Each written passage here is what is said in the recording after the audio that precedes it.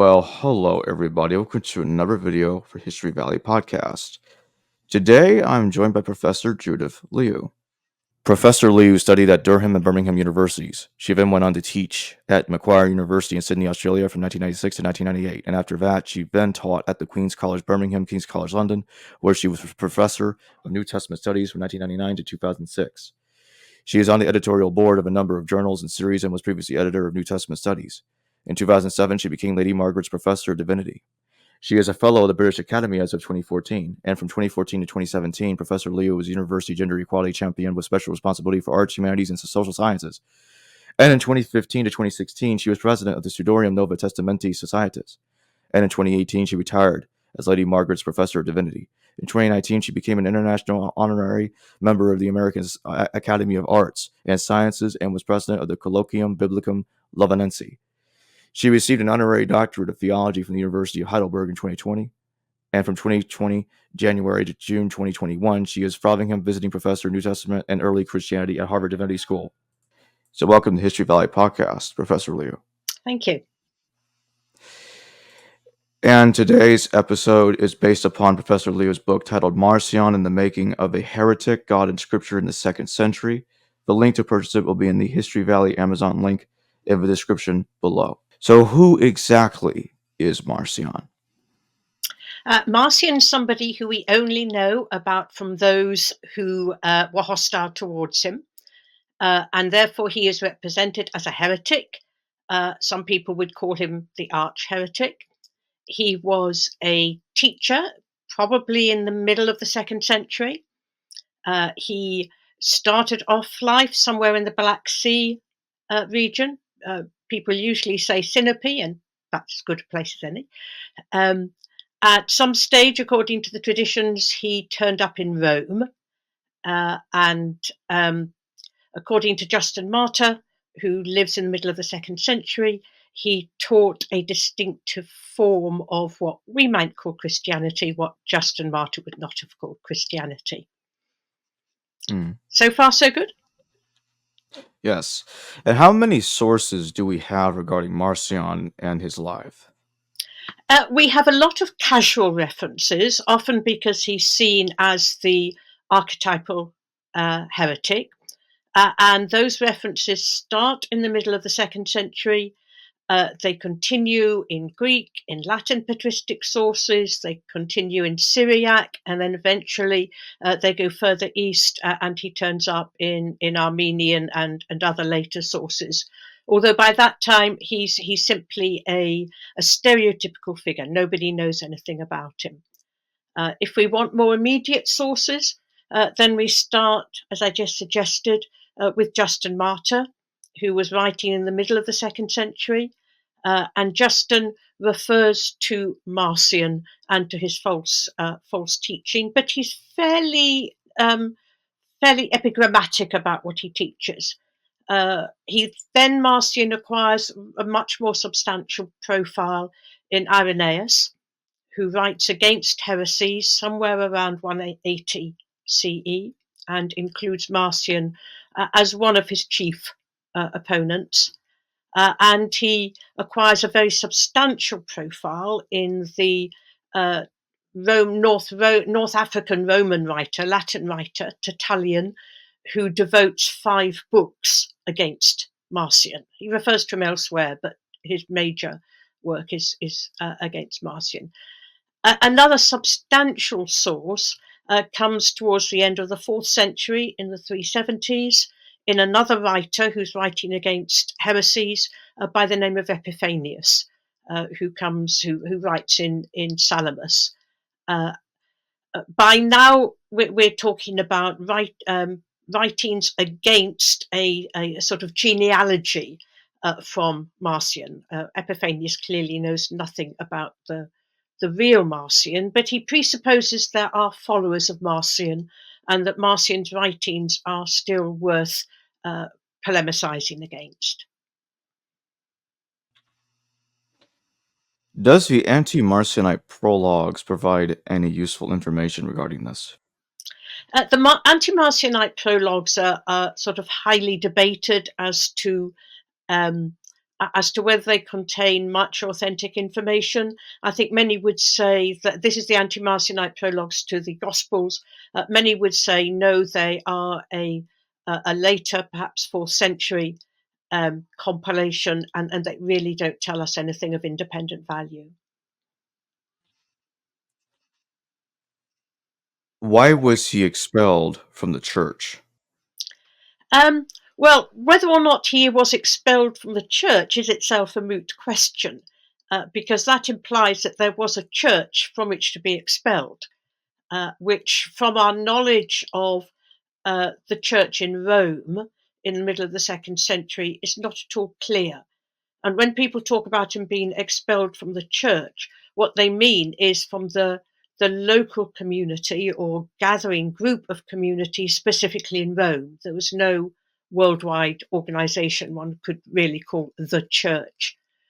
But even in Rome, it seems likely that there were different groups revering different teachers, operating in different sorts of social structures, and to some extent competing with each other. It doesn't take long for the tradition to arise that Marcion was expelled, but that may be rejecting later practices of what one would want to do to a heretic. And then the story, like many of these stories, acquires a lot of detail that Marcion gave a handsome donation to the church, which was then handed back to him because he was suspected of hoping to achieve high office, which he failed to do so.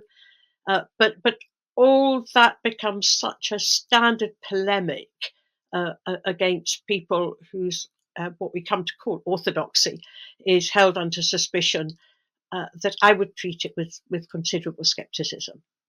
Hmm. What did Marcion's canon consist of? According to his opponents, and we are entirely dependent on them, first reported by Irenaeus, Marcion's canon consisted of a gospel and of a corpus of Pauline letters. It's assumed from early on, from Irenaeus, that the gospel that Marcion propagates is a corrupted version of the Gospel of Luke, which Marcion has a very common word, becomes adulterated, corrupted, edited, falsified. And then a corpus of the Pauline letters, which he is also accused of having similarly falsified, edited, but which it fairly soon is stated did not include 1 and 2 Timothy and Titus. So a Pauline corpus, which is often referred to as the Apostolicon, and that may have been Marcion's term for it, and a gospel, which was held to be, and obviously does look something like, canonical Luke.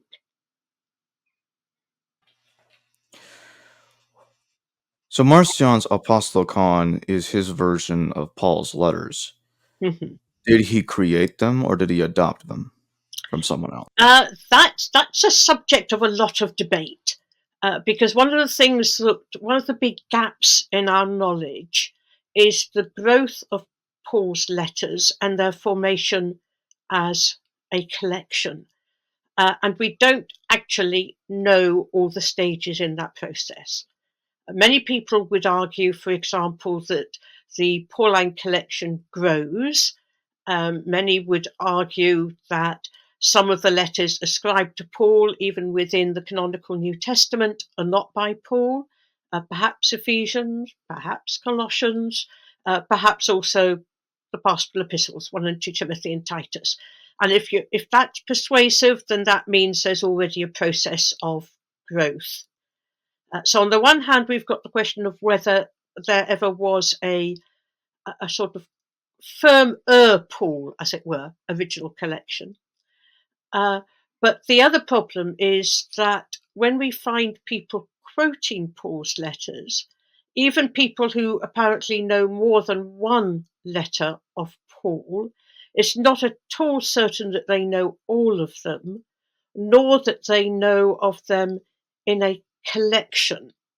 And when you say the word, or when I say the word collection, I think we're beginning to distinguish between something which is consciously treated as a unity, even perhaps to the extent of the order, rather than a sort of haphazard, oh, I've got this one and I've got that one and I've got the other one. So Marcion, as represented by his opponents, is the first person who clearly treats Paul's letters as a coherent collection. Some have therefore argued that he was the person who initiated that notion, whereas some would argue that, as his opponents argued, that he took it over and that he, as it were, played fast and loose with it. There is some evidence that there may have been a pre-Marcionite collection that looked a bit like Marcion's collection, but all of it is open to discussion. So there's a lot of debate as to the growth of the Pauline collection. Some people would say there's a difference between saying that Marcion initiated it, or that he received and changed it, or somewhere in the middle that he acted as a sort of catalyst that speeded up or brought to a head a process that was already sort of carrying on, that was already in progress. Do you think that Marcion is the earliest canon, or do you think that there's evidence before Marcion that there was some kind of canon? Again, I think a lot depends on what you mean by the term canon. And I mean, it's not entirely sure even quite what relationship Marcion saw between his gospel and his Pauline Apostolicon, and whether he thought of that as a sort of closed body of texts. And some would say that you have no canon until you have not just a collection, but a closed collection which carries authority. My own view would be that Marcion is an instigator in the idea of bringing together apostolic texts and gospel type text or texts, and apparently seen them as in some sense related to each other, not simply as something you'd put on your shelf because you wouldn't be able to, but as something which is to be treated as a sort of you can always interpret one through the lens of the other.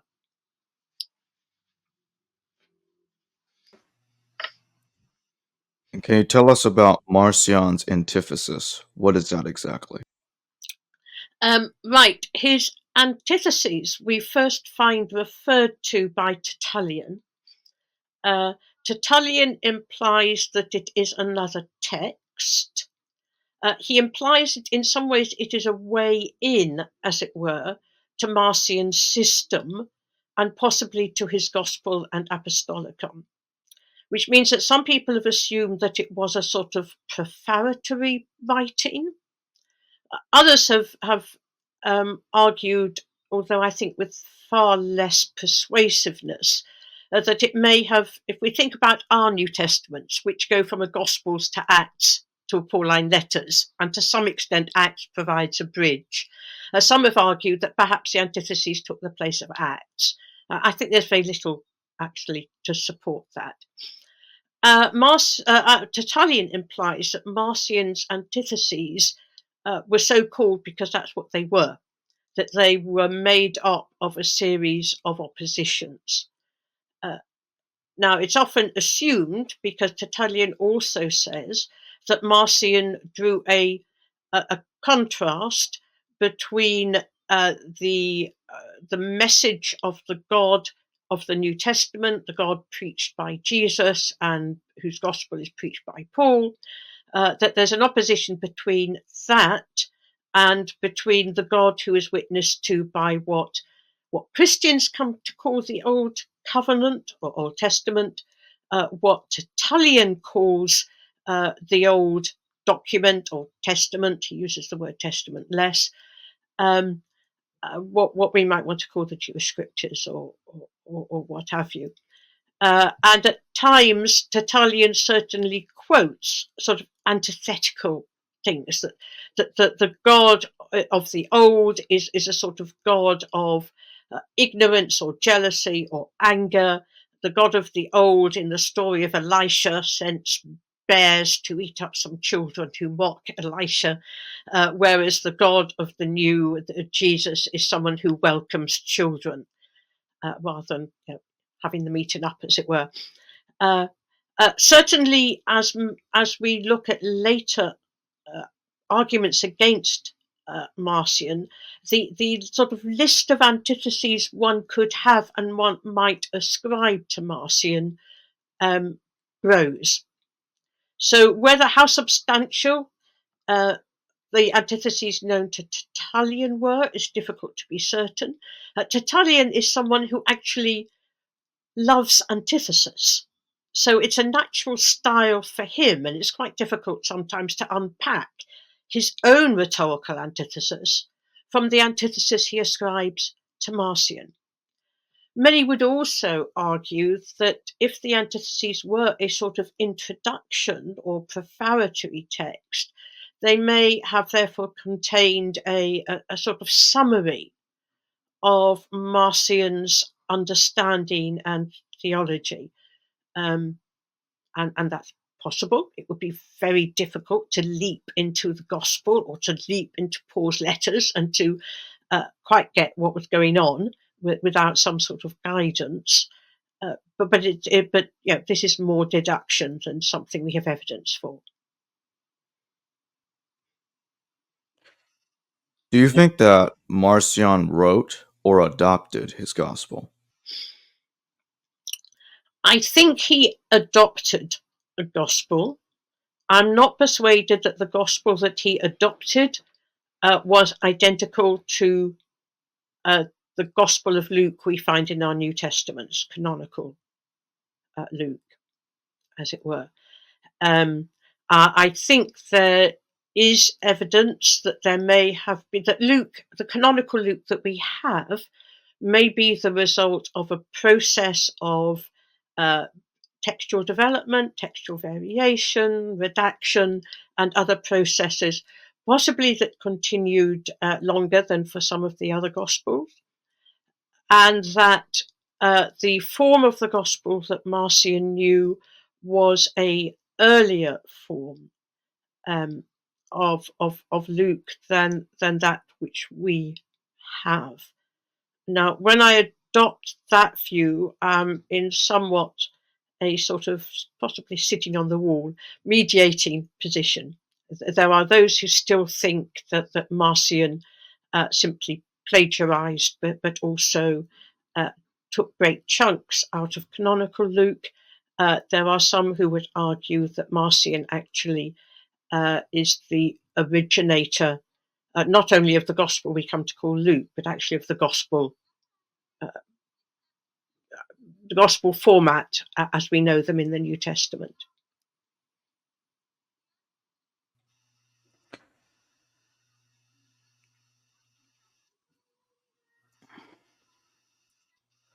So you would say that Marcion's gospel in relation to Luke is that Marcion's gospel represents an older version of what later became Luke, correct? I still think Marcion possibly did edit what came to him. So it's not a pure, as it were, older form, but that to some extent both Marcion's gospel, insofar as we can access it, and canonical Luke are both derivative from an earlier form of a gospel, which is more like Luke than any of the other gospels. Do you think that this gospel that he adopted, that Marcion adopted, could be helpful in solving the synoptic problem in any way? I think it's more a case that it complicates it. because certainly the way I was taught the synoptic problem was to sit down with a synopsis and put the 3 columns of the Gospels that we have side by side, and to use the text that we have to identify original Mark and Q and all the rest of them. If in fact the text of Luke as we have it has got a much longer history, then it becomes much more difficult to have a simplistic answer to the synoptic problem of the kind that I was brought up on, really, I suppose, which was Mark, real, or something like Q, and special M and special L, and that sort of thing. Again, there are those who would be much more confident in proclaim a picture by which actually Marcion's gospel or some pre-Marcionite form of the gospel stands at the beginning of the process, so that the Gospels we know are all the result of different interactions that result from this sort of pre-canonical Gospel text. I'm not persuaded of that. So when you say it complicates synoptic problem research, does it, how should I put this, could it cause a problem with the standard view of Markan priority at all? Sorry, I didn't quite catch that. The standard form of Markan. I was asking, could it cause a problem with the standard view of Markan priority? Well, those who think that there was a pre-canonical gospel, which Marcion's text, as far as we can reconstruct it, to some extent represents better than any of the other Gospels that we have, then yes, it would. How did Tertullian understand Marcion's unknown God? The way Tertullian represents the unknown God is that this is not the creator. It is, as it were, a distant God who has very little contact with the created order. I mean, indeed, in Tertullian's somewhat sort of derisory account of it, this God has not been doing very much until this God decides to intervene and send Jesus, his son, into the world. So it is a God who has no presence at all in the Jewish scriptures, in what Tertullian will call the Old Covenant or the Old Testament. For Tertullian, this is a God who is totally irrational, because why would a God want to redeem people who he had not created, for whom he had no responsibility, as it were? Because the assumption, of course, is that if he's nothing to do with the God of the scriptures, then he has nothing to do with the origins of creation and of the, if you want to call it that, the human condition. So for Tertullian, this makes no sense. There's no reason why this God should suddenly sort of intervene, come out of nowhere, send his son out of nowhere, and supposedly save human beings, but also save them out of their human condition. I would like to shift back to my question about Marcion's source that he adopted as the gospel. Which solution to the synoptic problem do you follow? And how would you factor in Marcion's gospel source into it? I do accept Markan priority in relationship to Matthew and to Luke as we have it.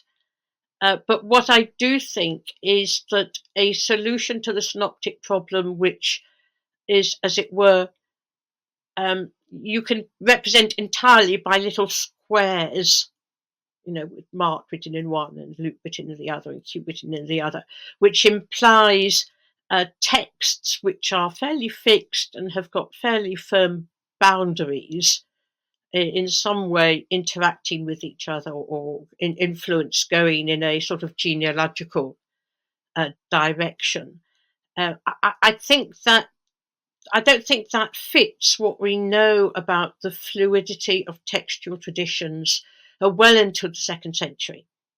So I think it's not just Marcion's gospel, which implies that a very diagrammatic and closed model of synoptic origins doesn't work. I think the work that's been done on the Gospel of John, on apocryphal gospel traditions, on the sort of development of oral traditions, possibly even on whatever there is behind the Diatessaron, I think what we're beginning to recognize increasingly is that, like many other texts, the gospel texts were still quite fluid well into the 2nd century, and that Marcion's gospel and whatever Marcion is doing in editing something that comes to him is part of that fairly fluid process.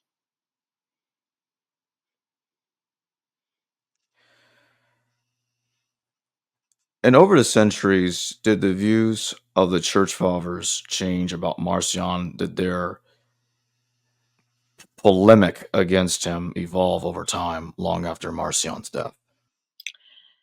Um, yes, to some extent it does. That's partly because you have a sort of process. On the one hand, there are probably continuing communities of people who either identify themselves as Marcionites or identified by others as Marcionites, possibly for several centuries. And inevitably, if the views of the church developed hugely over that period, then the views of any other group are going to have developed, and there will also be a development, impelled to some extent by simply by polemic and by interaction. And therefore, later polemicists will be possibly reacting against what they knew in their own time, rather than a sort of pure Marcionism, if such a thing can be imagined. But then we also find that there becomes a certain sort of cross-influencing between views of Marcionism and views of the religion that emerged and developed from the middle of the 3rd century onwards, Manichaeism, which is a highly dualist religion. And at least in Syria, in the east, it's argued that Manichaeism is a sort of grandchild or godchild, as it were, of Marcionism, and views of Marcionism therefore adopt some of the shades, as it were, of Manichaeism. It is presented as much more dualistic.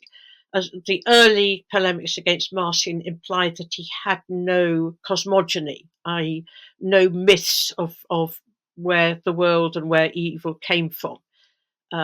Whereas after a while, it's argued in again towards the east that Marcionism does have these, but they may well be influenced by either later forms of Marcionism or by Manichaeism.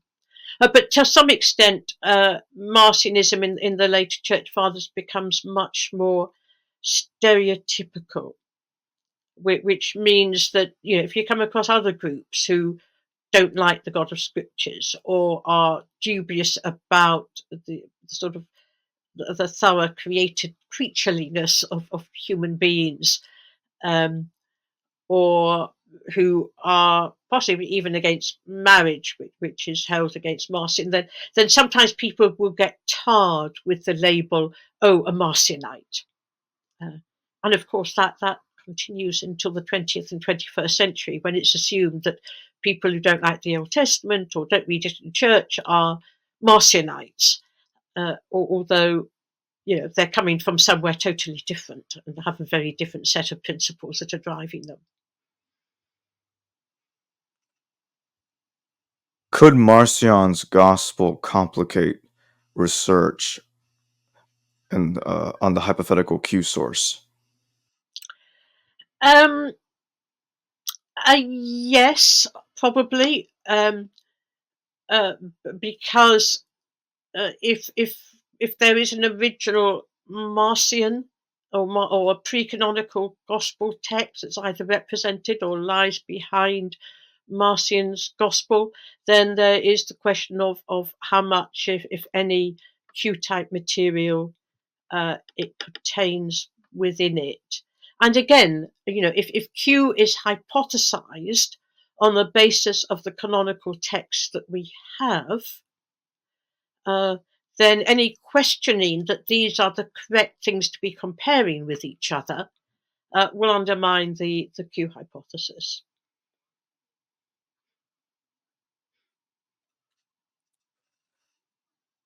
What do you make of the 10th century Agapius, who says that Marcion inherited the Testament from Aristinus? Could this be talking about him inheriting the gospel, potentially, from this Aristinus? That's not something that I've looked into, no, so I don't know. I would have thought unlikely. People, it does become a technique of later anti-heretic writing to try and draw genealogies. That there are often two conflicting things happening in anti-heretical writings. On the one hand, there's the argument that they haven't got any good tradition, because that's opposed by the idea of the church being possessed of an unbroken apostolic tradition. But on the other hand, there's a tendency to argue that you can trace their genealogy back to even worse or not quite as bad predecessors. So the idea of inheriting something from somebody else is often an attempt to denigrate.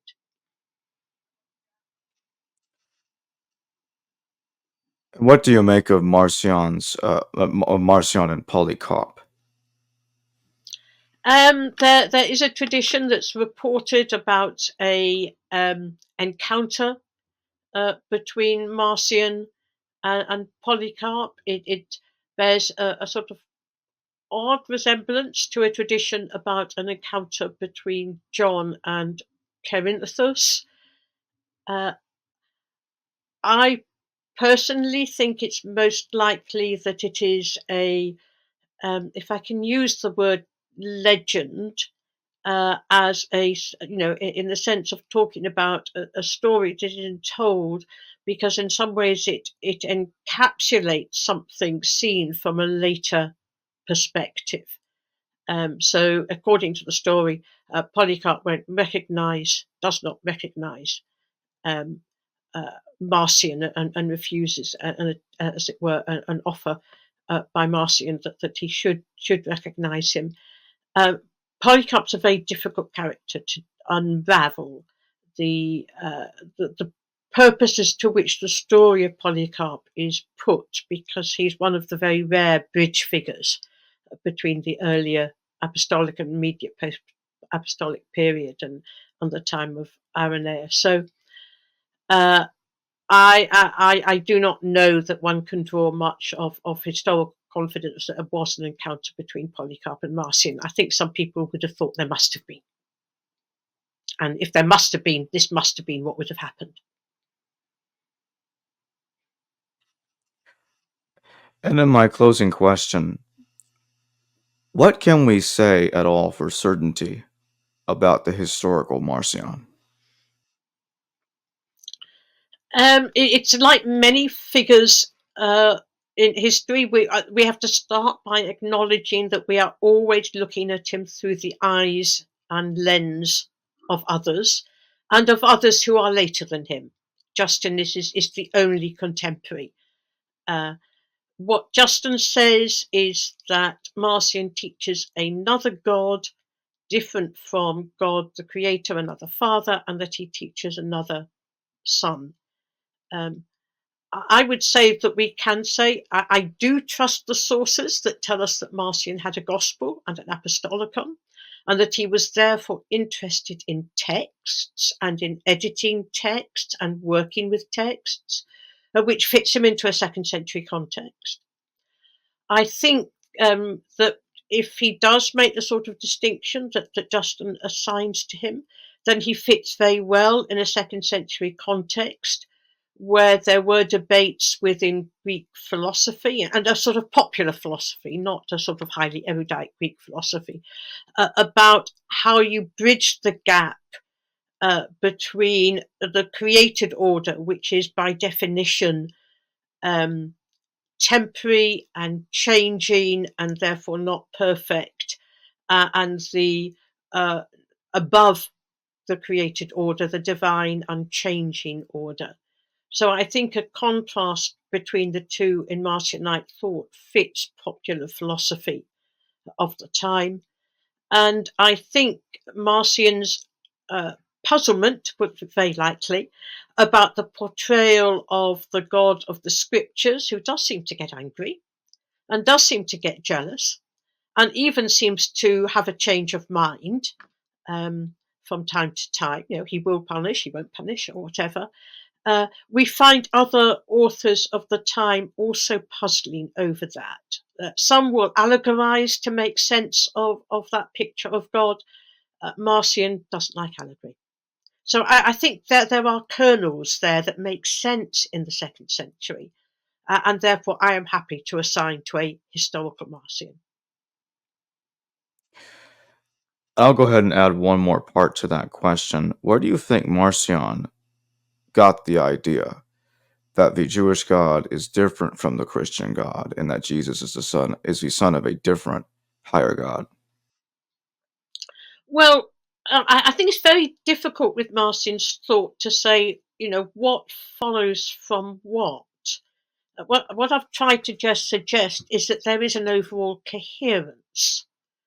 So there is an overall coherence between a puzzlement and even perhaps some revulsion of some of the aspects of the way that the God of the Scriptures is portrayed in terms of values of, consistency and not all omnipotence and omniscience and all that. There is a coherence between that and the philosophical unease about the created order and whether or not the supreme God would really get God's fingers dirty, as it were, by involvement in the created order. There is a coherence about these things, and there is a coherence with Paul's teaching of the newness of Christ and of some of the things that Paul says about the place of the law and a new creation and things like that. So I can see an overall coherence between those three distinctive aspects of Marcion's thought. I find it very difficult to say where he started and which one gave birth to the others. Hello viewers, thanks for watching this video from the History Valley YouTube channel. Please don't forget to subscribe and hit the notification bell. And if any of you wish to further support this channel, please consider checking out this channel's Patreon page and becoming a patron, and or donate through PayPal or through Super Chat during your live stream. Thank you.